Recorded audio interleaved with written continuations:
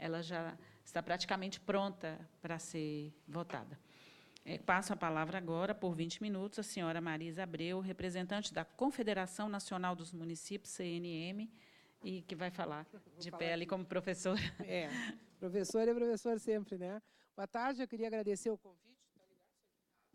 Em nome do novo presidente da CNM, que tomou posse semana passada, durante a marcha, o Vladimir Haroldi, tá? Ele não pôde vir, ele está aí hoje trabalhando, mas não pôde vir aqui.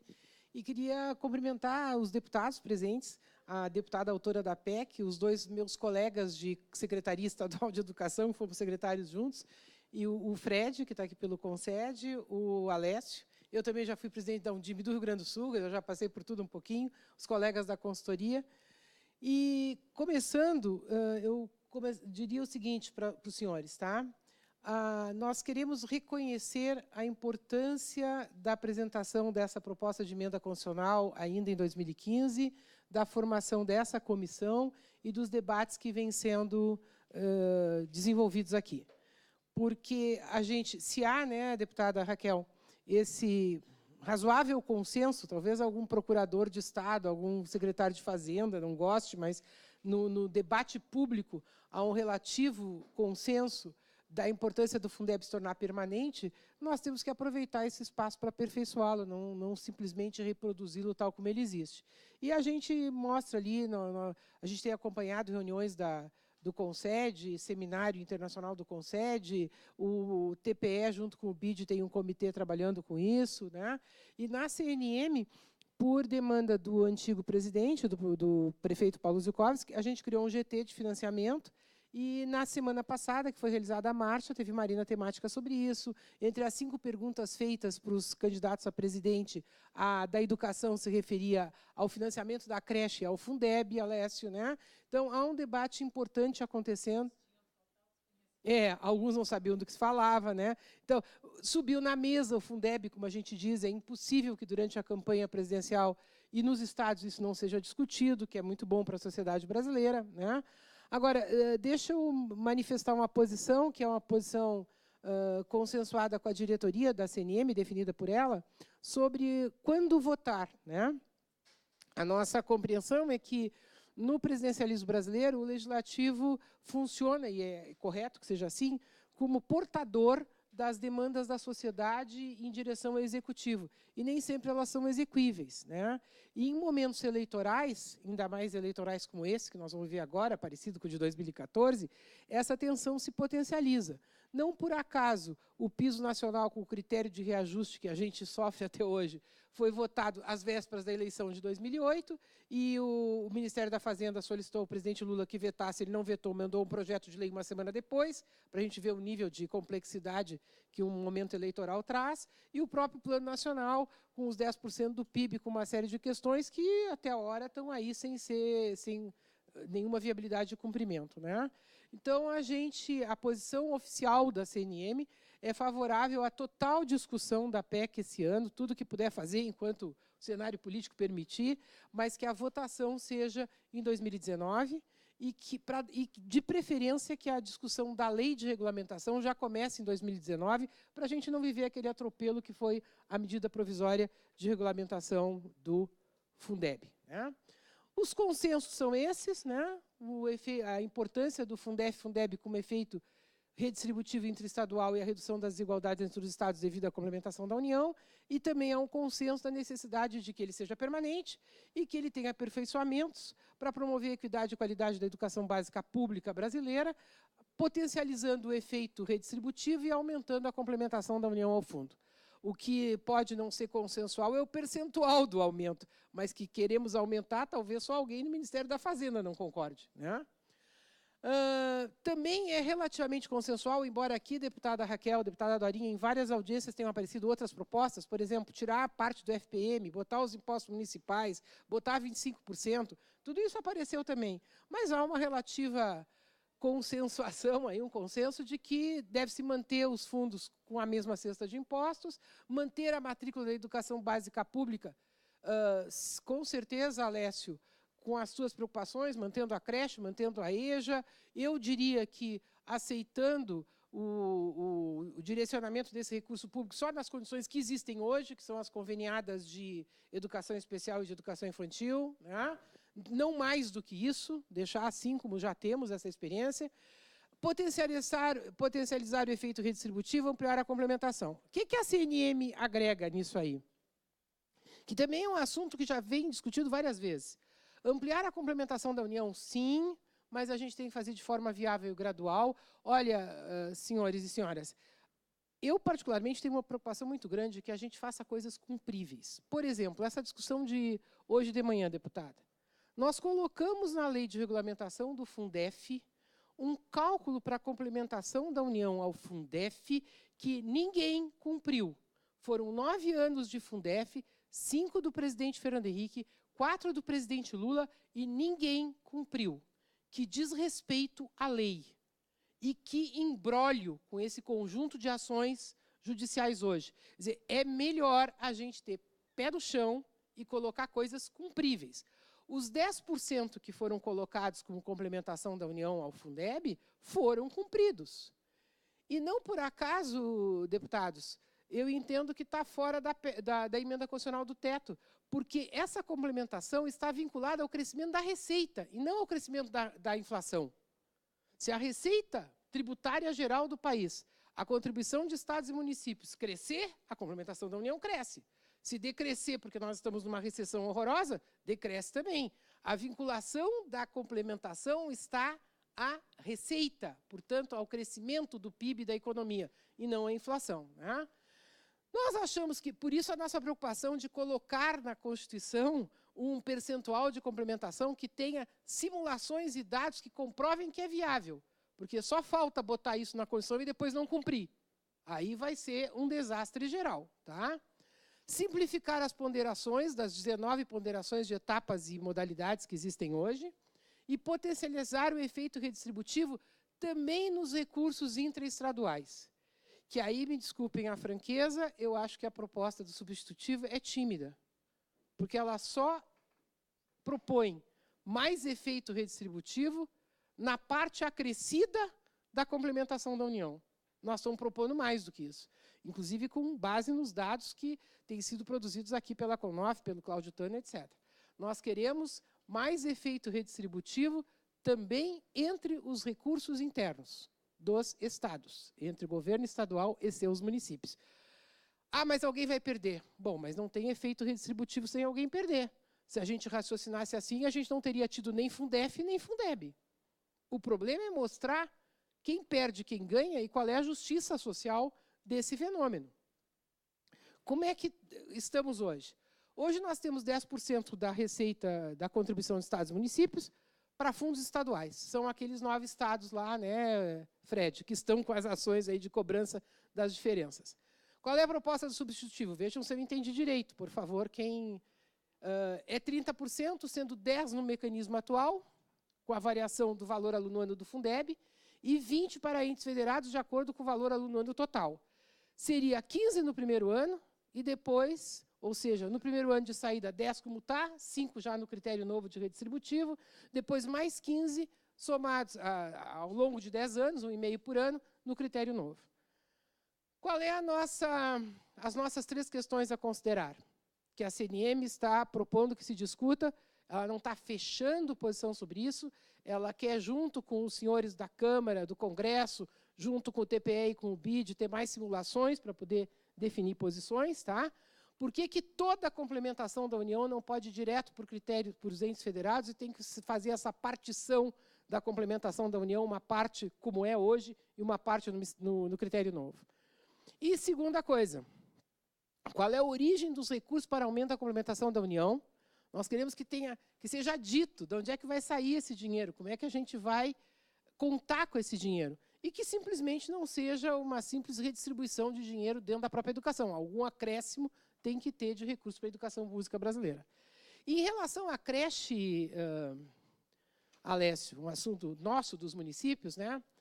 Ela tem 2 características. Primeiro, ela não é obrigatória, nem o Brasil tem a proposta de universá-la, nem país nenhum do mundo desenvolvido tem a proposta de universalizar a creche. Aliás, os países desenvolvidos estão aumentando a licença maternidade, né? Segundo, é a maior defasagem entre o valor aluno-ano do Fundeb e o custo real de manutenção. Ela, depois do ensino técnico e a educação profissional. E pelas mesmas duas razões, menos alunos por profissional da educação e necessidade de mais equipamentos, né? Tanto isso é verdade, gente, que o governo federal criou, por medida provisória em 2011, que virou lei em 2012, o Brasil Carinhoso, que era o quê? Isso que é importante. Olha, quando a gente está trazendo essas questões, é porque não é invenção nossa, a gente está observando o que vem acontecendo, na realidade, do financiamento da educação brasileira. É um recurso do governo federal, o que é o Brasil Carinhoso? Um recurso do governo federal para manutenção e custeio de creche, não é para construção de prédio ou compra de ventilador para a sala de aula, só que direcionado para todo o Brasil, não só para os municípios dos 9 estados da complementação da União ao Fundeb, e não era universal, era para matrículas novas, claro. Dificilmente uma turma de ensino fundamental vai começar a funcionar em agosto, mas uma creche terminou de construir o prédio e começa a funcionar. Então, essas matrículas podem não estar contabilizadas no censo escolar do ano anterior e não estarem, portanto, no mecanismo de redistributivo do Fundeb. E para crianças matriculadas em creches públicas municipais ou conveniadas que fossem de famílias do Bolsa Família. Agora, qual é o problema, senhores? Esse país tem um problema com a legislação.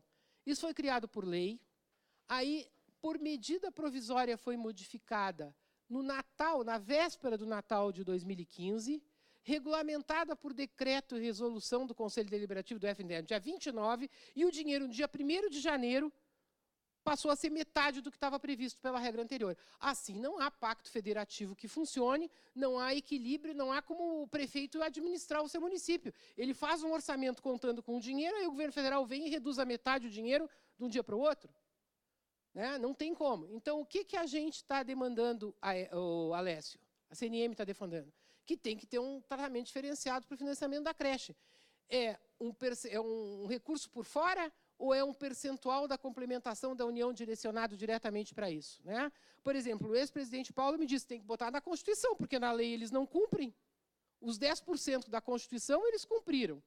A complementação do Fundef não cumpriram porque estava na lei. O Brasil Carinhoso, que estava na lei, muda por medida provisória. Então, como é que a gente trata disso? E aí, Fred, fazendo a demanda dos municípios é essa, mas o polo correspondente aos estados é o ensino técnico, que também não é obrigatório, que também não tem a intenção de universalizar e que também é mais caro. Então, como é que a gente pode tratar isso? Tá? Para o senhor, isso aqui, ó, vocês podem olhar depois com calma. Isso aqui é só uma experiência do desequilíbrio de receitas fiscais que os municípios têm. Porque em todos os estados brasileiros, tu tem um município que é sede de um polo petroquímico, de uma refinaria de petróleo, e que tem um enorme retorno de ICMS. E, muitas vezes, aquela atividade econômica é totalmente artificial naquela comunidade. Não repercute aqui. Eu peguei o caso do Rio Grande do Sul, porque a gente entende mais, né? O município de Triunfo, vejam lá, ó, as transferências de impostos correspondem a quase 70% de todas as transferências de impostos deles. O ICMS é mais de 50%. Em compensação, a renda per capita é baixa. Agora, olha a diferença entre a renda per capita de Triunfo e a renda e o PIB per capita.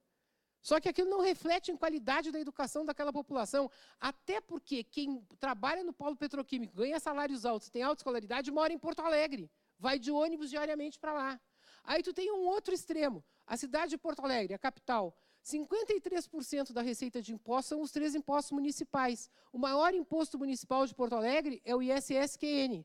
Porto Alegre tem uma renda per capita muito maior, só que Porto Alegre tem uma rede municipal pequena, só tem 20% das matrículas de ensino fundamental na cidade, menos matrículas do que a rede privada, são alunos pobres da rede municipal. E o outro extremo, é um daqueles municípios do G100, da Frente Nacional de Prefeitos, o município dormitório da capital.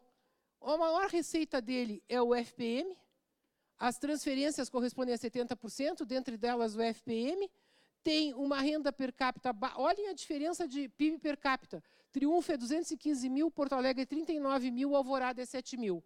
A pergunta é, tem sentido esses municípios receberem do Fundeb o mesmo valor? Olha a diferença, para Alvorada, o que ela recebe do Fundeb é praticamente tudo que ela tem para gastar. O que Triunfo recebe e o que Porto Alegre recebe é parte pequena, no caso de Triunfo, do que ela tem para gastar.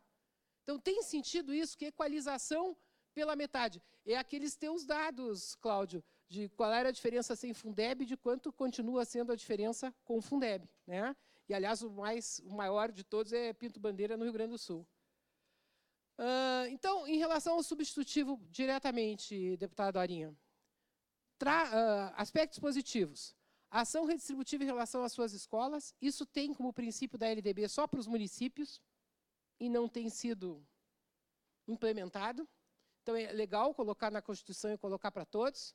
Exclusão das aposentadorias das despesas com o MDE, assunto que vem desde a elaboração da LDB, agora tem que ter concede um prazo para a gente implementar isso. E recurso da exploração de petróleo e gás natural, como adicionais aos fundos, na forma da lei de cada ente federativo. Preocupantes, que vão gerar judicialização da educação e pouco contribuirão para a melhoria da sua qualidade. Proibição de retrocesso, responsabilidade solidária dos entes federados. Olha, nós estamos dizendo exatamente o contrário. A gente precisa de mais clareza na repartição das responsabilidades pela oferta, para não ficar um jogando para o outro. Agora nós vamos dizer que todo mundo é igualmente responsável por tudo? Estados, municípios e União? Vai gerar uma confusão isso. E nós achamos também que a discussão sobre o custo aluno-qualidade é insuficiente para transformar em princípio nacional. Tá? Também é preocupante. Nós precisamos fazer mais estudos sobre isso, porque tem uma questão estranha aqui.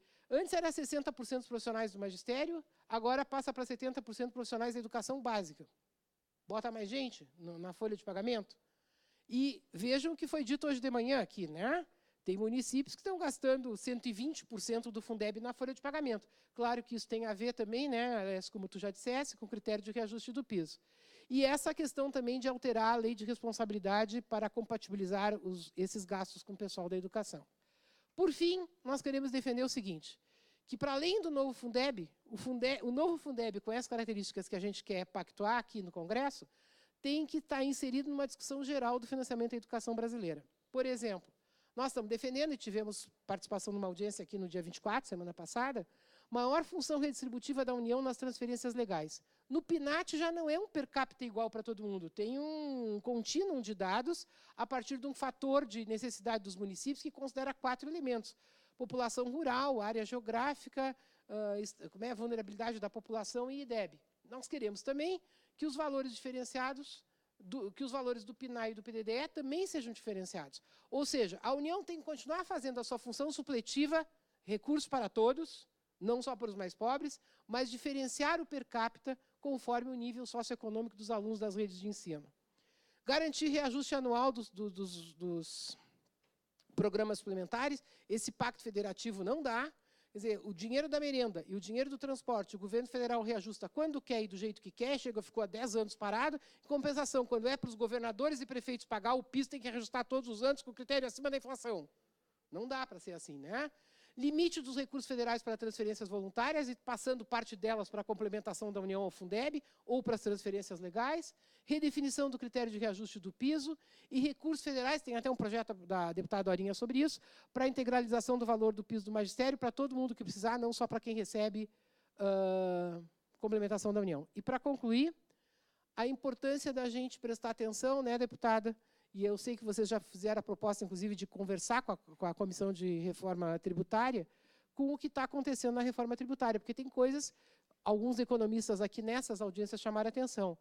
A revisão das transferências devolutivas. É impressionante esses 75% dos 25% voltar para o valor, valor fiscal. Não dá. Aí tem todo o Estado brasileiro tem um ricaço. Tem o Camaçari, tem Triunfo, tem não sei o que lá. A própria revisão das transferências redistributivas, o FPM, como ele é por população e é por faixa, e gera aquela coisa da injustiça, que um ficou com um habitante a menos, perdeu, não sei o quê, os pequenos estão recebendo dinheiro muito maior de FPM do que a pobre da Alvorada, no per capita, certo? Consideração da redução relativa do ICMS, temos que considerar isso, secretário, na receita tributária, e o crescimento relativo do ISS, só que ele cresce absolutamente concentrado em alguns poucos municípios brasileiros, e o aperfeiçoamento da distribuição para os entes federados de parcela da receita tributária da União, de preferência maior do que é hoje, e maior equalização horizontal, que é por isso uma maior redistribuição infraestadual. Ok? Muito obrigada.